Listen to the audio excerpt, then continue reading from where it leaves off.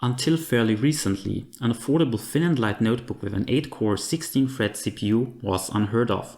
Though some manufacturers attempted merging raw computing performance and the slim chassis, it always came at a cost, be that a ludicrous price, troublesome thermal performance, or in some cases, both. With that being said, have AMD and Lenovo accomplished what many thought impossible, by cramming a state-of-the-art Renoir APU into an affordable yet well-equipped laptop. In this review, we are going to put the new Lenovo IdeaPad 515 through its paces, investigate the performance delivered by its AMD Ryzen 7 4800U processor, and answer whether at less than €700 you're getting a bargain or more than you've bargained for. First, let's take a look at the hardware found on my specific model. Prices start at €460 with Windows 10 Home, though my Lenovo IdeaPad 515, configured without the license for Windows 10, came to €620, following a rebate that reduced the price by 10%. Adding to that, I received a further rebate by 10% due to an error on Lenovo's part when advertising the laptop. More on that later. Thus, this configuration normally comes to around €670, which includes a value-added tax of 20%. This IdeaPad is equipped with an AMD Ryzen 7 4800U processor manufactured on TSMC's 7nm FinFET process. The base clock of this processor is said to be at 1.8 GHz, and it is supposedly able to boost up to 4.2 GHz in certain scenarios and for very brief amounts of time. The base clock of this processor is said to be at 1.8 GHz. The DDR4 memory is soldered and has a capacity of 16 GB running at 3200 MHz in dual channel mode. It is important to point out that RAM cannot be upgraded or changed after the fact, so keep this in mind when ordering. For storage, we have a 512 GB NVMe SSD with triple level cells. It should be noted that one can equip a secondary 2.5-inch hard drive, though at the cost of battery capacity, which, because I chose to forgo this option, is at a sizable 70 Wh. Display uses an IPS panel with multi-touch at a resolution of 1920 by 1080. According to Lenovo, this panel covers 45% of the NTSC color space, though there is a non-touch option that is supposed to cover 100% of the sRGB color space, and a TN panel for customers that enjoy a bit of pain. It should be of note that in initial marketing material, Lenovo promoted the laptop as having a 16:10 aspect ratio, which unfortunately is not correct. More on that at the end. The chassis appears to be made entirely out of grayish-blue plastic. It is also available in light gray and black. Styling in general is very subtle, with brand logos being kept small and to the side. It has a rather healthy assortment of I/O, with a regular-sized SD card reader, a singular USB Type-C port at USB 3.1 Gen 1 speeds, with support for both charging and DisplayPort output, an HDMI port, two USB-A 3.1 Gen 1 ports, and a headphone jack, making this rare under thin and lights in that it can hook up to both recent and older hardware without the use of a dongle. In the future, the lack of multiple USB Type-C ports could become an issue though, as more peripherals convert to this plug. The exclusion of an Ethernet port could also bother some. The keyboard in my model is closest to a 96% layout, including a full number pad, at the cost of somewhat squashing the up and down arrow keys together. Lastly, the IdeaPad has a speaker array above the keyboard and a reliable fingerprint sensor included in the power button, along with a cover for the webcam in case you want additional privacy. With that out of the way, let's get on to testing the hardware, starting with build quality, often an Achilles heel for sub €1,000 notebooks. The Lenovo IdeaPad 515 has a width of about 36 cm, a depth of about 23 cm and a thickness of about 2 cm and weighs around 1.6 kg. Chassis flex appears minimal, and it requires considerable force to press down the keyboard, which shouldn't inhibit regular typing. The display meanwhile could benefit from some additional strengthening, and the hinge doesn't always prevent the display from moving during touch input. Lastly, opening the laptop with one hand is not possible. In general, construction and materials are good and shouldn't be considered a deal breaker at this price. Another very important part of a laptop is how it feels to use. If the keyboard is mushy or spaced out in an unusual way, the entire experience can be spoiled. Equally, an imprecise touchpad can drive you mad. The layout of the keyboard allows for the presence of a number pad by squashing the up and down arrow keys together. This, while potentially annoying to those regularly using the arrow keys, still seems like a worthy trade-off due to the added functionality enabled by the presence of a number pad. There are 2 brightness settings for the grayish-white backlight. Key travel is sufficient for me personally, and I got up to my regular typing speed rather quickly, though the size of the keys could be slightly larger. Personally, I am of the opinion that keys on laptops should be square, rather than rounded at the bottom, though this is a matter of personal preference of course, and examples such as the ThinkPad series show that many users actually prefer keys with a rounded bottom. The keys are about 1.5 by 1.5 centimeters in size, with around 0.3 centimeters between them. I would personally prefer them slightly larger, with less spacing between, though again, this is a matter of personal opinion and should in my mind not cause major issues for most people. Comparing the keyboard to other famous examples, such as the infamous butterfly keyboard found on recent MacBooks, I found the typing experience on the IdeaPad far superior due to the added key travel. I also found myself getting up to my regular typing speed easier than on the Dell XPS 13 9380 I worked with for a large part of the last year. The touchpad could be slightly larger, though it's absolutely usable and clicking is reliable. It uses Windows Precision drivers, which are famed for being relatively trouble-free. Audio quality is an often overlooked aspect in modern notebooks.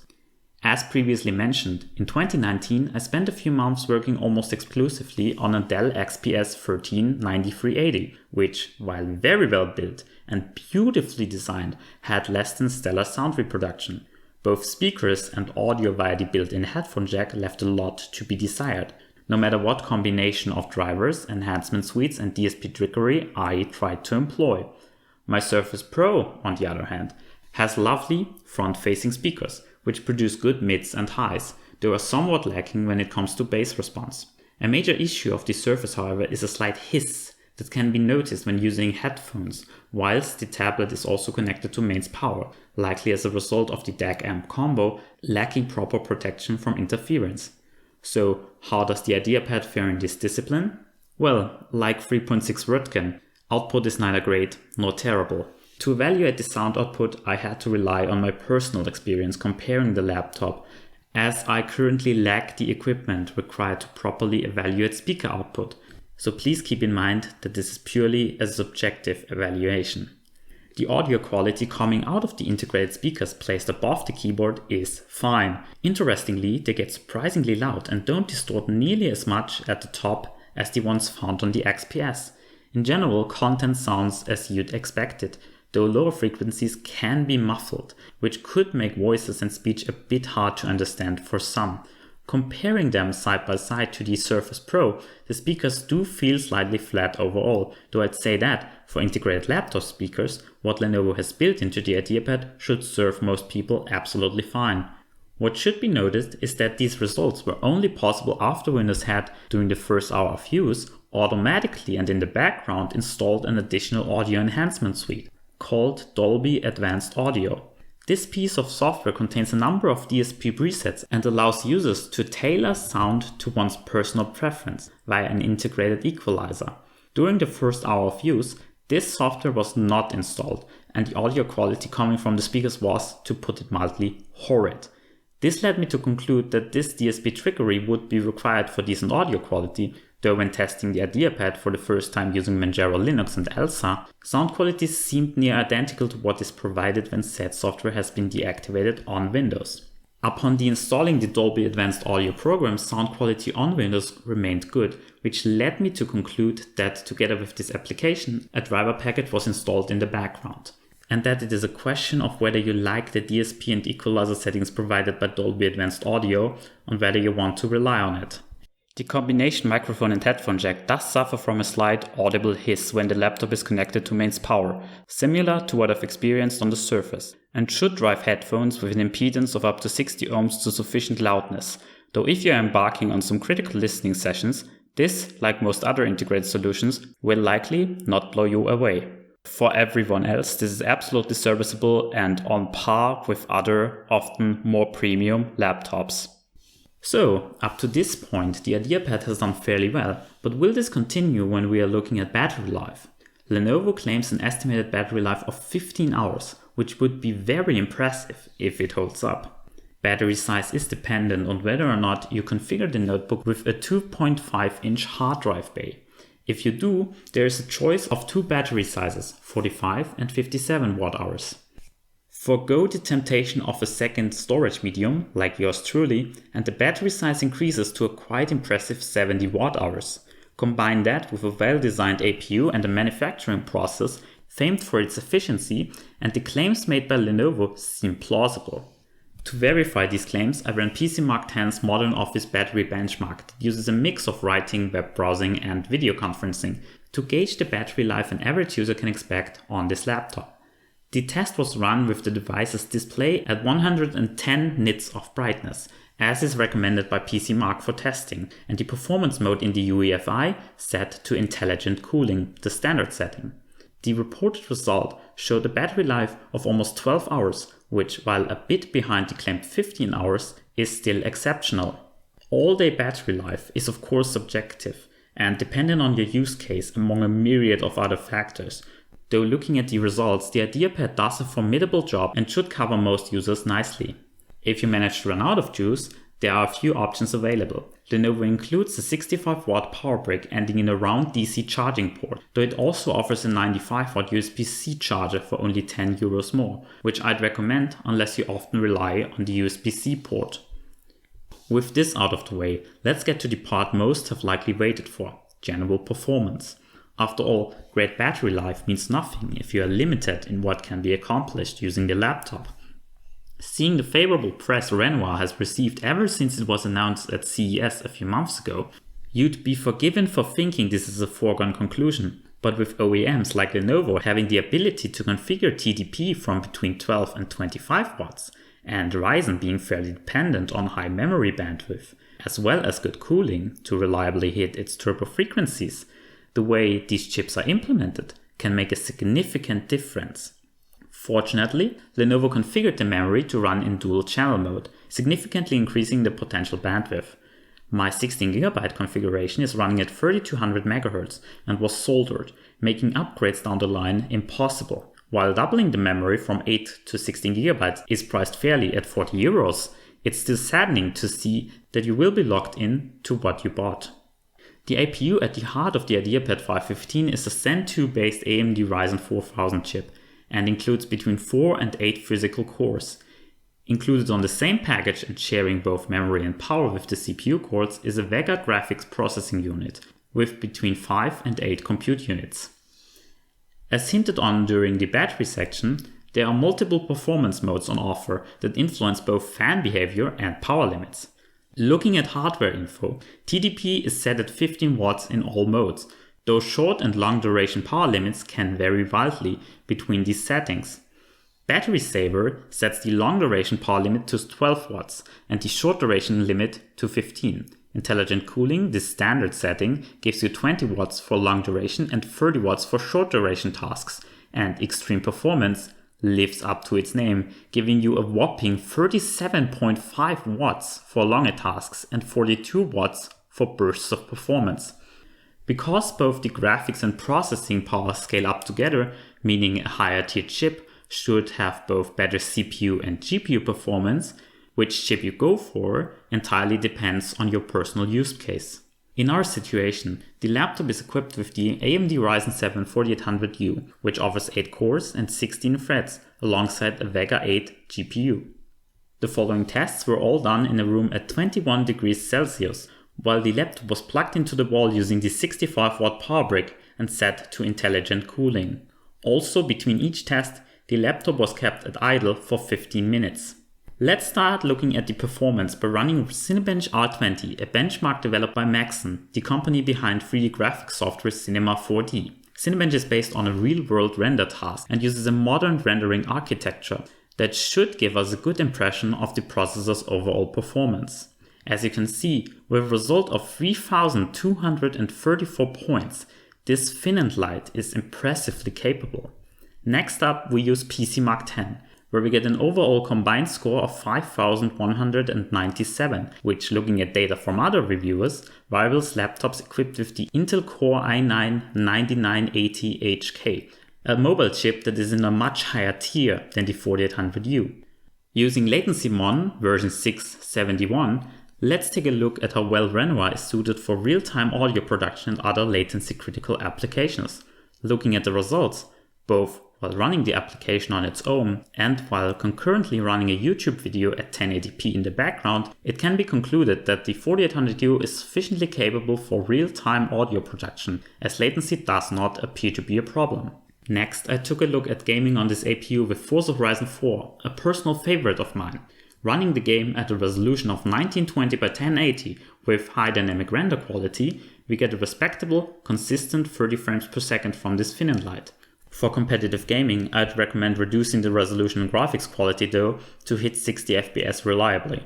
Lastly, for comparison's sake, I decided to do a test with the laptop unplugged from mains power. As you can see, this affected Cinebench R20 results only to a negligible extent, as the final score ended up being 3,201, only 33 points below the highest measured results while plugged into the mains power.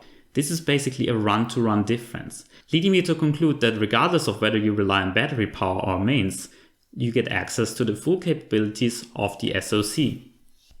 So it appears that performance in general is very impressive.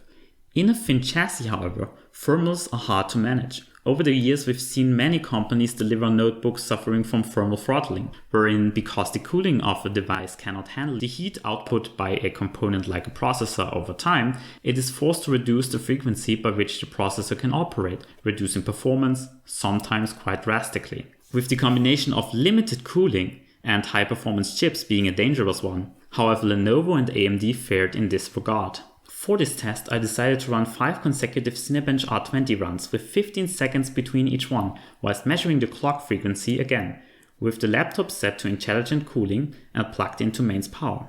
As you can see, the results stayed virtually identical. Between runs, we had less than 30-point difference, giving us a good indication that thermal performance is not an issue. In fact, this laptop performs admirably. Fan noise during this test reached a maximum of 42 decibels, which is audible, though not out of the ordinary considering the tasks run. Next, let's take a look under the rear cover of the IdeaPad. 9 screws later, we find ourselves inside, and as the eagle-eyed among you have already noticed, we can't do much. Upgrades are limited to the NVMe SSD and networking card, though if you forgo the larger battery, you get an additional hard drive bay to work with. Speaking of the battery, it can be replaced after you loosen a couple of screws, and the cooling solution, consisting of 2 heat pipes and the fan at the top left corner, is easily accessible and can thus be cleaned without much hassle. Memory, as stated, is not replaceable. To conclude this review, let us talk about the quality of the display panel. A high quality, well-calibrated screen makes every interaction with your system more pleasant. Simply being able to somewhat rely that the colors put in front of you have a passing resemblance to what is actually displayed lifts a huge burden from you. On top of that, good color reproduction has advantages even if you'd never consider any form of editing, as consuming media, playing games, and using the system as a whole is more fun with a well-tuned display. Personally, this is an aspect of the IdeaPad I had low expectations for, simply due to the information Lenovo has provided on the panels they offer. There are 3 options available, 2 IPS panels and 1 TN panel. I would recommend against the TN option due to the limited viewing angles TN technology allows for. The IPS panels both offer a claimed peak brightness of 300 nits, though with 2 crucial differences between them. One version offers multi-touch support, however only 45% coverage of the NTSC color space. The other does not offer multi-touch support, but reportedly covers 100% of the sRGB color space. This forces customers to choose between color accuracy and touch support, and I feel that Lenovo should ideally offer a combination of both.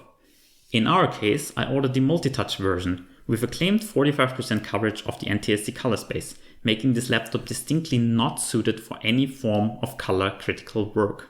Testing the panel using a Data Color Spider X does confirm this. By calibrating the panel via DisplayCal, I was able to increase the color accuracy to 64% of the sRGB color space. While this constitutes a definite improvement, it doesn't change the fact that colors on this panel are far from accurate. Of course, this is hard to communicate via video, and even the stated percentages can only tell you so much, which is why I've created this small demonstration. I connected the laptop to a calibrated display that easily covers 100% of the sRGB color space, and with both of them side by side, tried to recreate a color I saw on the laptop's display on said monitor. What you see is the result. On the left, you see the actual color. This is pure red, and unless whatever device you are viewing this on has a poor panel, you should see it as red. On the right is the approximation of what you see via the laptop's panel. This looks distinctly orange, far more so than red in my opinion. I have never seen a panel so bad at displaying basic colors. As a saving grace, backlight bleeding and IPS flow are minimal though, and viewing angles are fine. Whatever the case, this panel is simply neither good nor something you should consider when buying this laptop. Forgo touch and get the version that covers the entire sRGB color space. You will thank me later. I'd like to conclude this by saying that support of the Linux distributions I've tested is excellent. Compatibility out of the box with Manjaro is a given. Wi-Fi, Bluetooth, GPU acceleration, the SD card reader, audio, the touchscreen, HDMI output, all of this works out of the box. You don't have to do anything to get these features to work. Just install Manjaro as you do on any other PC. One thing that you will need to do manually at the moment is enable the touchpad, as it has been reported to not work properly for some users due to driver oddities.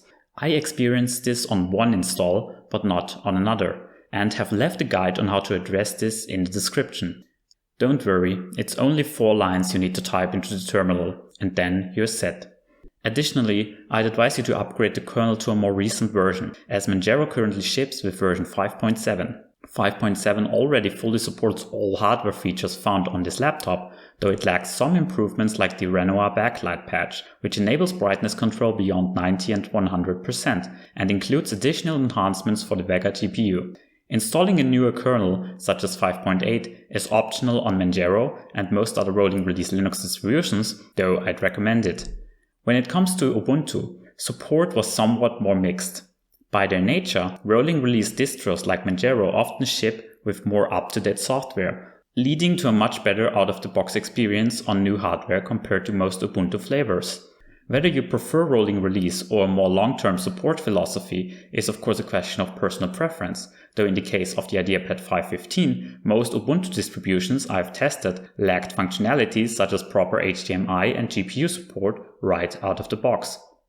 Basically, if you're using a distribution based on Ubuntu or a similar Linux flavor shipping with an older kernel, you will have to update your kernel after installing the OS to get full hardware support. I've put a short guide on how you can do this in the description. And don't worry, it's really simple. Once the kernel was up to date, gaming via Proton worked flawlessly, so playing something like Doom on Linux is no problem. However, GPU pass-through in KVM was something I couldn't accomplish.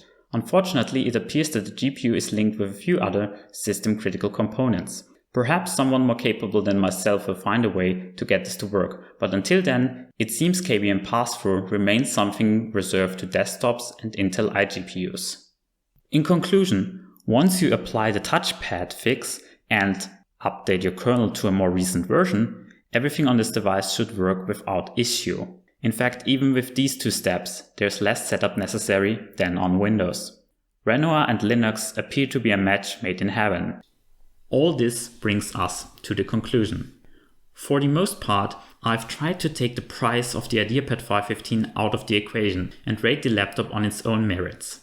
Comparisons have been drawn between this and devices such as the Microsoft Surface Pro, Dell XPS 13 and MacBook Air, which may seem unfair to some due to the rather glaring difference in price between the IdeaPad and those offerings. So let me clarify. The Lenovo IdeaPad 5.15 equipped with an AMD Ryzen 7 4800U isn't a good laptop below 700 euros. This isn't a laptop that is good for the price. Rather than having to hide behind its price tag, this is a good laptop independent of pricing. In the key areas a notebook needs to be good at, the basics of input, build, audio quality, It is competitive with the premium over €1,000 devices I've compared it to, which, considering the gap in pricing, is already incredible. Yes, materials are of a lower quality, but by offering a better typing experience than Apple and a markedly better audio performance than Dell, the IdeaPad more than makes up for its plastic construction. When it comes to performance and battery life though, it blows past those more expensive offerings without breaking a sweat. Truly, if you do demanding tasks on the go and find yourself away from a plug socket, this Lenovo-equipped laptop will cover your needs better than the competition. To put it simply, this is a good notebook that just so happens to also constitute amazing value for money. The only aspect where the IdeaPad falls short compared to its significantly more expensive competition is in the display department. This, however, is an area where it makes some rather major stumbles. The panel found in the touchscreen version is, as mentioned, simply not good, to the point where even if you are not into editing or accuracy, the fact that red is orange is simply unacceptable. This panel should honestly never have been on offer in the first place, as it brings an otherwise amazing laptop down. To rectify this, Lenovo needs to start offering a good panel with touch support. Customers shouldn't be forced to choose between usable visuals and touch. While I understand that the need to hit a certain price point may have led to this display, offering this as an option was a mistake.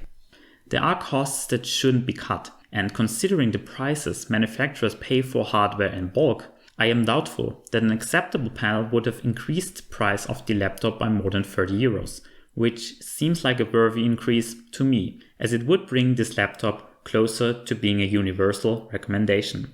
In any case, I'd recommend you wait for reviews on the panel covering 100% of the sRGB color space. If that panel is of good quality, this laptop, in my opinion, is a must-buy for anyone who needs reliable performance and long battery life, combined with strong support for Linux distributions. To me, this could mark the beginning of newly revitalized competition in a market that has grown stagnant. Companies like Dell have spent the last few years releasing laptops such as their XPS series with minor spec upgrades or significant thermal throttling depending on configuration. So AMD Renoir may be the panacea we've all been waiting for. The lack of repairability, on the other hand, is unfortunately the case for all notebooks mentioned. Looking at the Surface and MacBook makes me wish for more extensive right to repair legislation, however, rather than giving Lenovo a pass on this. AMD truly knocked it out of the park with the Ryzen 4000 series of mobile processors, but not only managing to make them highly efficient and manageable, both on the cooling and battery life side of things, but also incredibly powerful and most importantly, very affordable. If this is what's now possible below €700, I cannot wait to find out what Renoir will enable for thin and lights higher up the fiscal food chain. Dell and Microsoft should take note, as wrapping AMD's new APU in a nicer chassis with a better display can only benefit consumers. I want to conclude this by saying that if you need a mobile laptop with great battery life and exceptional performance, this is it. Just go for the 100% sRGB version. Lastly, I've bought this Lenovo IdeaPad 515 with my personal money and did not receive compensation for making this video. However, due to Lenovo falsely advertising the notebook as having a 16:10 display, I received a 10% rebate on the initial sales price. All opinions stated are my own, and no company or third party received copy approval of this script. If you'd like to see me make more videos like this, please consider subscribing to my channel. Additionally, I'd love to hear from you on how I could improve my videos even further.